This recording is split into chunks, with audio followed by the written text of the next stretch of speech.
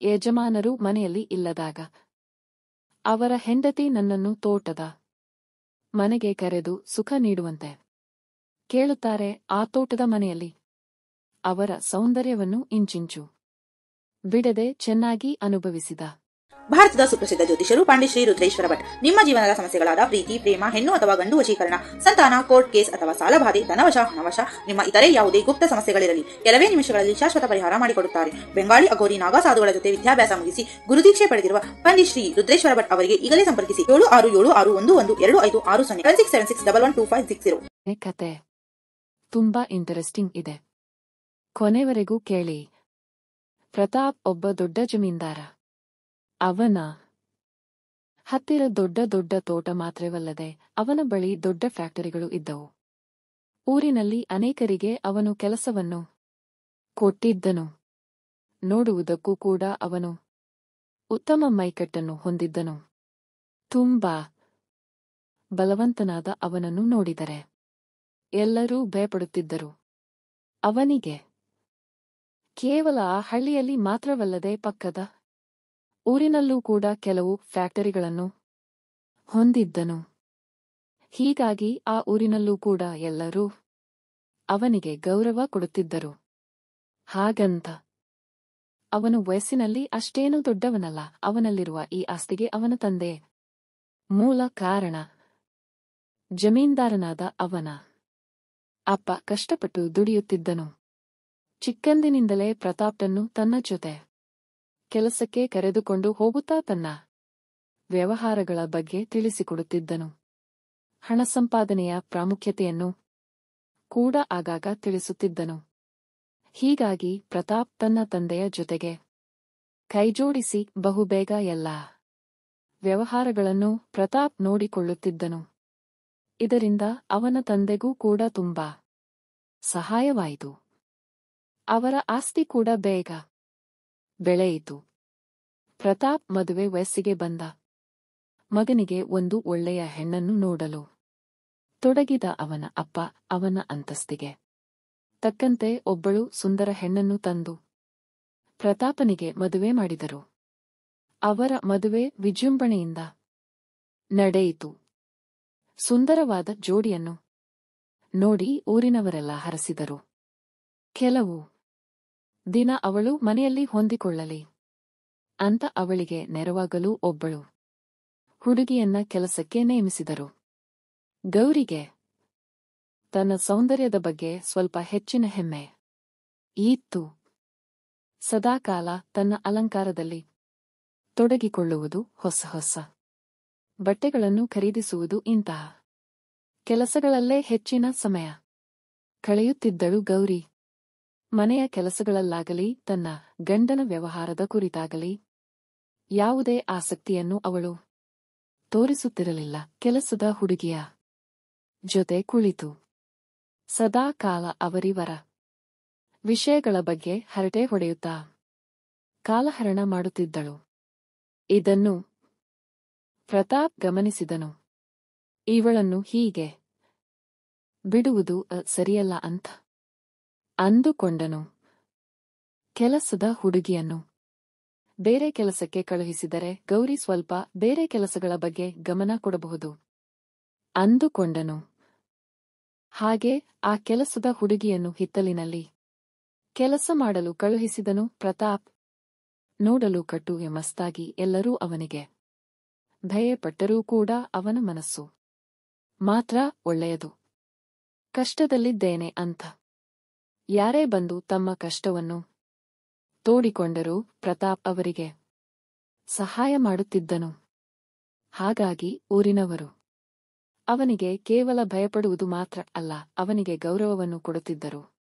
ಅವನು ಒಳ್ಳೆಯ ಉದ್ದೇಶದಿಂದ ಗೌರಿಯನ್ನು ಒಬ್ಬಳೇ ಇರುವ ಹಾಗೆ ಮಾಡಿದ್ದರೂ ಅದು ಅವನು ಅಂದುಕೊಂಡಂತೆ ಫಲ ಕೊಡಲಿಲ್ಲ. ತನ್ನ ಸಹಾಯಕ್ಕಾಗಿ ಇರುವ ಹುಡುಗಿಯನ್ನು ಬೇರೆ ಕಡೆಗೆ ಕಳುಹಿಸಿದ್ದು ಗೌರಿಗೆ ಗಂಡನ ಮೇಲೆ ತುಂಬಾ ಕೋಪವನ್ನು ತಂದಿತ್ತು. ಒಡತಿಯ ಜೊತೆ ಸುಮ್ಮನೆ ಅವರಿವರ ಬಗ್ಗೆ ಮಾತನಾಡುತ್ತಾ ಕುಳಿತುಕೊಳ್ಳುವ ಸುಲಭದ ಕೆಲಸ ತಪ್ಪಿ ಹೋದುದಕ್ಕೆ ಆ ಕೆಲಸದವಳು ಕೂಡ ಗೌರಿಗೆ ಪ್ರತಾಪನ ಬಗ್ಗೆ ಇಲ್ಲಸಲ್ಲದ್ದನ್ನು ಸೇರಿಸಿ ಹೇಳಿದ್ದಳು. ಮೊದಲು ತನ್ನ ಗಂಡನ ಬಗ್ಗೆ ತೋರಿಕೆಯ ಪ್ರೀತಿಯನ್ನಾದರೂ ತೋರಿಸುತ್ತಿದ್ದ. ಗೌರಿ ಈಗ ಅದನ್ನು ಕಡಿಮೆ ಮಾಡತೊಡಗಿದಳು. ತನ್ನ ಗಂಡನ ಒಳ್ಳೆಯ ಗುಣವನ್ನು ಅರ್ಥಮಾಡಿಕೊಳ್ಳದೆ ಅವನ ವಿರುದ್ಧ ದ್ವೇಷ ಬೆಳೆಸಿಕೊಳ್ಳುತ್ತಾ ಹೋದಳು.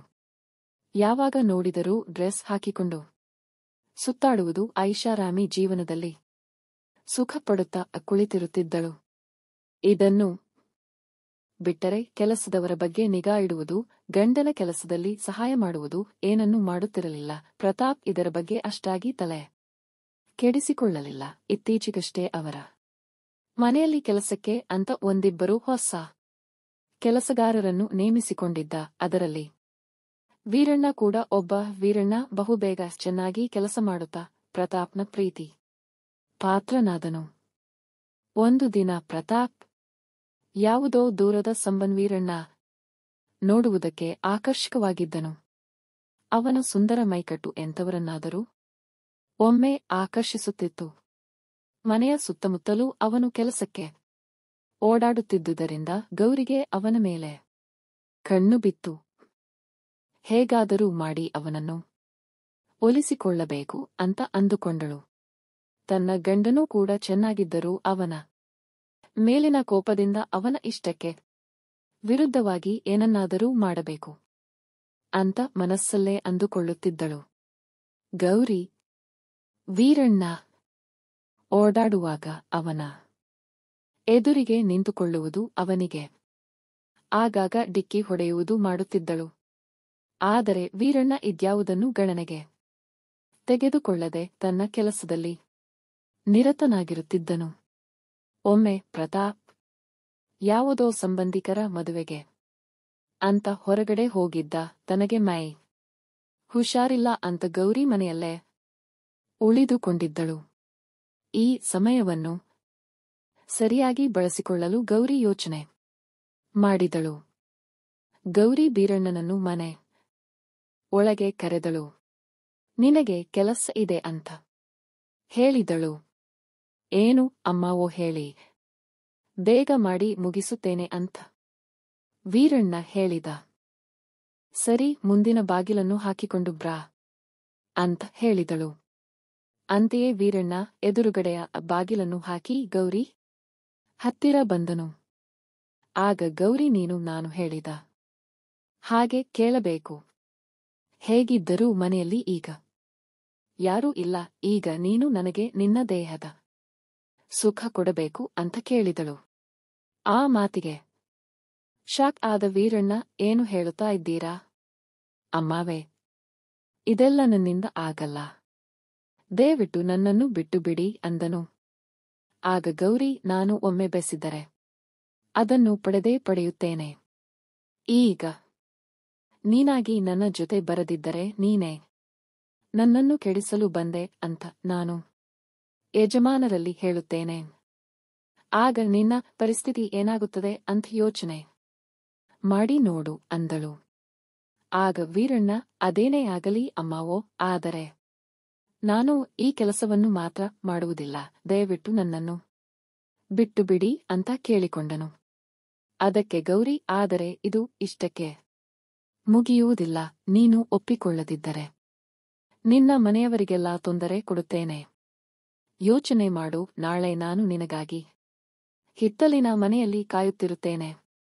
ನೀನು ಬೇಗ ಸಿದ್ಧನಾಗಿ ಬಾ ಅಂತ ಹೇಳಿ ಮನೆ ಒಳಗೆ ನಡೆಯುತ್ತಾಳೆ. ವೀರಣ್ಣನಿಗೆ ತುಂಬಾ ಆಲೋಚನೆ ಆಗುತ್ತದೆ. ಏನು ಮಾಡುವುದು? ಕೆಲಸವನ್ನು ಬಿಟ್ಟು ಹೋಗುವುದಾ ಹೇಗೆ ಅಂತ ತಿಳಿಯುವುದಿಲ್ಲ. ನಾನು ಕೆಲಸ ಬಿಟ್ಟು ಎಲ್ಲಿಯೇ ಹೋದರೂ ಕೂಡ ಇವರು ನನಗೆ ತೊಂದರೆ ಕೊಡುತ್ತಾರೆ. ನನ್ನ ಕುಟುಂಬವನ್ನು ತೊಂದರೆಗೆ ಈಡು ಮಾಡುತ್ತಾರೆ. ಅದೂ ಅಲ್ಲದೆ ಒಂದು ವೇಳೆ ನಾನು ಒಪ್ಪಿಕೊಂಡು ಬಂದರೆ ನನ್ನ ಯಜಮಾನನಿಗೆ ಮೋಸ ಮಾಡಿದಂತಾಗುತ್ತದೆ. ಹಾಗೆ ಯೋಚನೆಯಲ್ಲಿ ಮುಳುಗುತ್ತಾನೆ. ಮರುದಿನ ಕೆಲಸಕ್ಕೆ ಎಂದು ವೀರಣ್ಣ ಯಜಮಾನನ ಮನೆಗೆ ಬರುತ್ತಾನೆ. ಗೌರಿ ಹೇಳಿರುವ ರೂಮಿನಲ್ಲಿ ಬಾಗಿಲು ತೆಗೆದು ಒಳಗೆ ಪ್ರವೇಶಿಸುತ್ತಾನೆ. ಆಗ ಗೌರಿ ಅವನನ್ನು ನೋಡಿ, ನನಗೆ ಗೊತ್ತಿತ್ತು ನೀನು ಬಂದೇ ಬರುತ್ತೀಯ ಅಂತ. ಬಂದೆ ಅಲ್ವಾ, ಈಗ ನಿನ್ನ ಅಂಗಿಯನ್ನು ತೆಗೆದು ನಿಂತುಕೋ ಅಂತ ಹೇಳುತ್ತಾಳೆ. ಆಗ ಪಕ್ಕದಿಂದ ಪ್ರತಾಪ್ ಗೌರಿಯ ಎದುರುಗಡೆ ಬರುತ್ತಾನೆ. ಪ್ರತಾಪ್ ನನ್ನ ನೋಡಿದ ಗೌರಿ ತಡವರಿಸುತ್ತಾಳೆ. ಗಂಡನನ್ನು ನೋಡಿ ಅದೇನಾಯ್ತು ಅಂದ್ರೆ, ಇವನು ನನಗೆ ತೊಂದರೆ ಕೊಡೋಕೆ ಬಂದಿದ್ದ ನೋಡಿ ಅಂತ ಅವನ ಮೇಲೆ ಆರೋಪವನ್ನು ಹಾಕಲು ನೋಡುತ್ತಾಳೆ. ಆಗ ಪ್ರತಾಪ್, ಸಾಕು, ಏನನ್ನು ಹೇಳುವುದು ಬೇಡ, ನನಗೆ ಎಲ್ಲ ವಿಷಯ ಗೊತ್ತಾಗಿದೆ, ನೀನು ಮಾಡಿದ್ದು ಸಾಕು ಅಂತ ಹೇಳುತ್ತಾನೆ. ಅವಳನ್ನು ಅವಳ ಅಮ್ಮನ ಮನೆಗೆ ಕಳುಹಿಸಿಕೊಡುತ್ತಾನೆ. ಕೆಲಸದಲ್ಲಿ ನಿಯತ್ತಾಗಿದ್ದ ವೀರಣ್ಣನನ್ನು ಕರೆದು ಅವನಿಗಾದ ಪರಿಸ್ಥಿತಿಗೆ ಕ್ಷಮೆಯನ್ನು ಕೇಳುತ್ತಾನೆ. ಸರಿಯಾದ ಸಮಯಕ್ಕೆ ನನಗೆ ವಿಷಯ ತಿಳಿಸಿದುದಕ್ಕೆ ಕೃತಜ್ಞತೆಯನ್ನು ಸಲ್ಲಿಸುತ್ತಾನೆ. ತನ್ನ ಹೆಂಡತಿಯ ಮೇಲೆ ಬಂದಿರುವ ಕೋಪಕ್ಕೆ ಏನು ಮಾಡುವುದು ಅಂತ ತೋಚದೆ ಸುಮ್ಮನಿರುತ್ತಾನೆ. ಆಗ ವೀರಣ್ಣನೇ ಅವನಿಗೆ ಸಲಹೆ ನೀಡುತ್ತಾನೆ. ದೇವರ ದಯೆಯಿಂದ ಏನೂ ತಪ್ಪಾಗದ ಹಾಗೆ ನೀವು ಸಮಯಕ್ಕೆ ಸರಿಯಾಗಿ ಬಂದಿರಿ. ಈ ವಿಷಯ ಇನ್ಯಾರಿಗೂ ಗೊತ್ತಿಲ್ಲ. ಕೋಪದಲ್ಲಿ ಈಗ ಯಾವ ನಿರ್ಧಾರವನ್ನು ಕೈಗೊಳ್ಳಬೇಡಿ. ಒಡೆಯ ಕೆಲ ದಿನಗಳವರೆಗೆ ಅಮ್ಮವ್ರು ಅವರ ಮನೆಯಲ್ಲೇ ಇರಲಿ. ಆಮೇಲೆ ನೀವು ನಿಧಾನಕ್ಕೆ ಯೋಚಿಸಿ ಮುಂದಿನ ನಿರ್ಧಾರ ತೆಗೆದುಕೊಳ್ಳಿ ಅನ್ನುತ್ತಾನೆ. ಅವನ ಮಾತಿಗೆ ಒಪ್ಪಿ ಪ್ರತಾಪ್ ಸುಮ್ಮನಾಗುತ್ತಾನೆ. ಮಗಳು ಮನೆಗೆ ಬಂದದ್ದನ್ನು ಕಂಡ ಗೌರಿಯ ಅಪ್ಪ ಏನೋ ಅನಾಹುತ ನಡೆದಿದೆ ಅಂತ ಗ್ರಹಿಸಿ ಮಗಳನ್ನು ವಿಚಾರಿಸುತ್ತಾನೆ. ಆ ನಂತರ ಒಬ್ಬನೇ ಪ್ರತಾಪನ ಬಳಿಗೆ ಬರುತ್ತಾನೆ. ಪ್ರತಾಪ ತನ್ನ ಮಾವನನ್ನು ಸರಿಯಾಗಿಯೇ ಮಾತನಾಡಿಸುತ್ತಾನೆ. ನಡೆದ ವಿಷಯವನ್ನೆಲ್ಲ ತಿಳಿಸುತ್ತಾನೆ. ನಡೆದುದಕ್ಕೆ ಅಳಿಯನಲ್ಲಿ ಕ್ಷಮೆ ಯಾಚಿಸಿ ತನ್ನ ಮಗಳಿಗೆ ತಾನು ಬುದ್ಧಿ ಹೇಳುವುದಾಗಿ ಹೇಳಿ ತನ್ನ ಮನೆಗೆ ತೆರಳುತ್ತಾನೆ. ಮುಂದೇನು ಮಾಡಬೇಕೆಂದು ತಿಳಿಯದ ಪ್ರತಾಪ್ ಸುಮ್ಮನಾಗುತ್ತಾನೆ. ಮರುದಿನ ಗೌರಿ ಅಪ್ಪನ ಜೊತೆ ಬಂದು ಪ್ರತಾಪನ ಕಾಲಿಗೆ ಬಿದ್ದು ಕ್ಷಮೆ ಕೇಳುತ್ತಾಳೆ. ಇನ್ನು ಮೇಲೆ ಇಂತಹ ತಪ್ಪು ನಡೆಯದಂತೆ ನೋಡಿಕೊಳ್ಳುತ್ತೇನೆ ಅಂತ ಹೇಳುತ್ತಾಳೆ.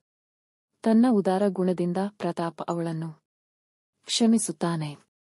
ಉತ್ತಮ ಜೀವನ ನಡೆಸುವಂತೆ ಮಗಳನ್ನು ಎಚ್ಚರಿಸಿ ಗೌರಿಯ ಅಪ್ಪ ತನ್ನ ಮನೆಗೆ ಹೋಗುತ್ತಾನೆ. ಮರುದಿನದಲ್ಲೇ ಗೌರಿ ಬೇಗ ಎದ್ದು ತನ್ನ ಗಂಡನ ಜೊತೆ ವ್ಯವಹಾರವನ್ನು ನೋಡಿಕೊಳ್ಳಲು ಹೊರಡುತ್ತಾಳೆ. ಧನ್ಯವಾದಗಳು ವೀಕ್ಷಕರೇ. ಕತೆ ಬಗ್ಗೆ ನಿಮ್ಮ ಅನಿಸಿಕೆ ಕಾಮೆಂಟ್ ಮಾಡಿ.